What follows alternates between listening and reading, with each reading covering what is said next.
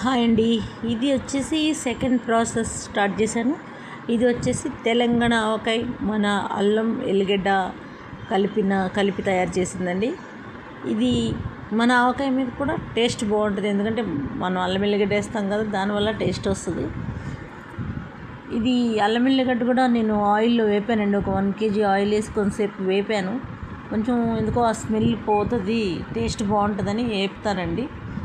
నేను వేపే కలుపుతా, కొద్దిగా కాసేపు వేపుతాను. అట్లా నీ వాటర్ ఏమైనా నీరు గట్ట ఏమైనా ఉన్నా పోతుందని వేపుతాను. కొంచెం అందులో వేపి చల్లార్చాను. అలాగే ఆయిల్ కూడా కాచి అందులో వెల్లుల్లిపాయలు, జీలకర్ర, ఆవాలు వేసి దాన్ని ఒక మరగబెట్టేసి దాన్ని పక్కన పెట్టేశానండి. చల్లారాకే కలిపాను, వేడిగా ఏది కలపలేదు, అన్నీ చల్లారాకే కలిపాను. ఇది వచ్చేసి 10 kg ఉందండి. 5 kg అల్లము, 5 kg ఎల్లుల్లిపాయ ఉంది. ఆయిల్ కూడా బాగానే పట్టిందండి. దగ్గర 7 kg దాకా వేసాను.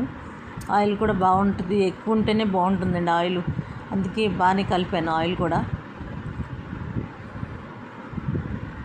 ఇందులో మాత్రం 3 మ్యాంగో కలిపానండి. ఒక 1/2 kg కలిపాను. మిగతాది భవానీ పికిల్స్ కారమే కలిపాను. ఇది కొంచెం కలర్ తక్కువ ఉంటుంది కదా అల్లం వెల్లిగడ్డ కలిపాక అన్నట్టు కలిపాను.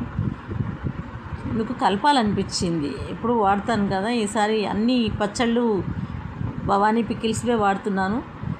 కొంచెం అది కూడా కలర్ బాగుంటుందని కలిపాను. ఇందులోనే కలిపానండి.